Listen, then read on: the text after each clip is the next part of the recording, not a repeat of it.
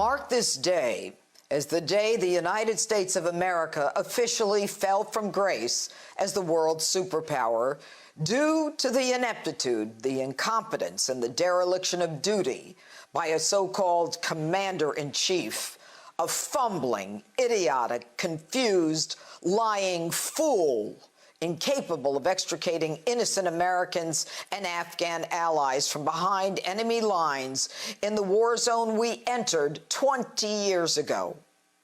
As American families of those trapped behind enemy lines, as Afghani Americans whose families helped us, and indeed Americans of all walks of life are glued to this crisis on television, they're met with government officials who are not only not candid, or are confused, or are just outright lying.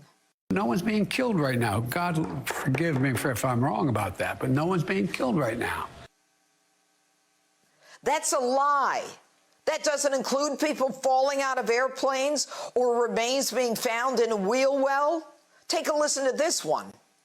Is a Taliban takeover of Afghanistan now inevitable? No, it is not. Clearly, the Taliban has taken over. They have our weapons, and we can't even get Americans to the airport. There's going to be no circumstance where you see people being lifted off the roof of an embassy of the United States from Afghanistan. I guess I shouldn't believe my lying eyes. Take a look at your screen right now. Joe, what do you call this? What are you talking about? But let me be clear. Any American who wants to come home, we will get you home. How do you expect any American in danger overseas to even believe you? One day, you tell us to proceed to the airport, but you cannot provide safe passage to that airport. The next day, Americans are told to simply proceed to the airport anyway. Today, we're told not to go to the airport. This, in spite of your promise that you'll use every resource to carry out the mission. You can't guarantee passage to an airport in a third world country that we've controlled for 20 years. And you give up the Bagram Air Force Base, which is one of the most advanced military bases in the world.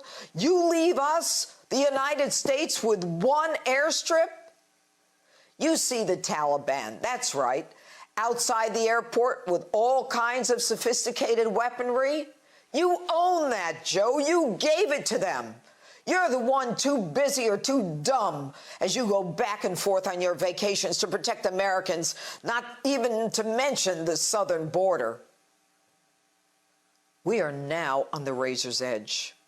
You leave Americans, American citizens, who put their lives on the line for American. Barbarians who shoot women who won't cover their faces, who take young girls as brides, who have daily carnivals to watch the stoning of women and gays to death?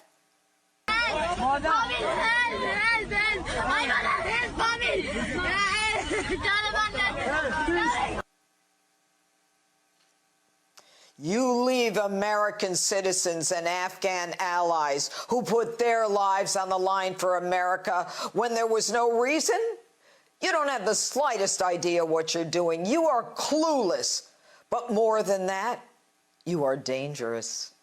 And you bloviate about how you're being received so well by the international community. You're America's back. Hey, stupid. The UK Parliament condemned the United States, holding Joe Biden in contempt for the debacle in Afghanistan.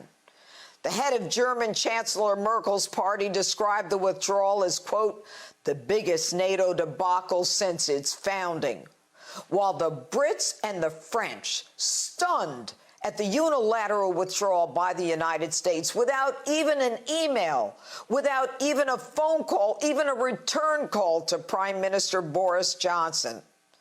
The Brits and the French damned the torpedoes and did what everyone in this country would expect America to do, and that is get out from behind this make-believe barrier and go out and rescue their citizens. And you do nothing of the kind. And remember, Joe, the Brits, the French, the Germans, the Dutch, the Aussies, they're not there because they were attacked. They're there because we were attacked on 9/11. They did this for us, you ungrateful, tone-deaf, taxpayer-funded career politician. And Mr. Cool, do you even give a damn? Or is this all about scooping up millions like your drugged-up son from Russia, the Ukraine, and China? You are so dumb you don't even admit the fear, the chaos, the hysteria, the children shot and beaten, whipped and brutalized, people running from Taliban gunfire. You're too cool to admit that. No, nobody's died. No one's died. Are you watching cartoons all day? You have single-handedly put Americans in danger. You have single-handedly outsourced the protection of Americans to the Taliban. And don't act so stunned. Everyone knew what you and Barack were doing by emptying out Gitmo, even civilians like me 7 years ago. Could it be, Mr. President, he was your excuse to release 5 Taliban terrorists from Gitmo? Those 5 men, the worst of the worst. Some wanted by the UN for mass murders, killing thousands, Al-Qaeda connected. They hate America and everything we stand for. And you released them, knowing many returned to the battlefield. The truth?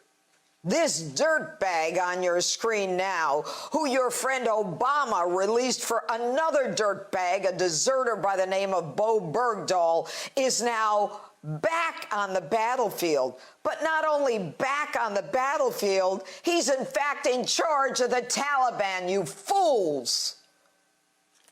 We were warned you were inept. We knew in our hearts that you were. You have consistently had the worst foreign policy strategy and diplomatic responses in recent history.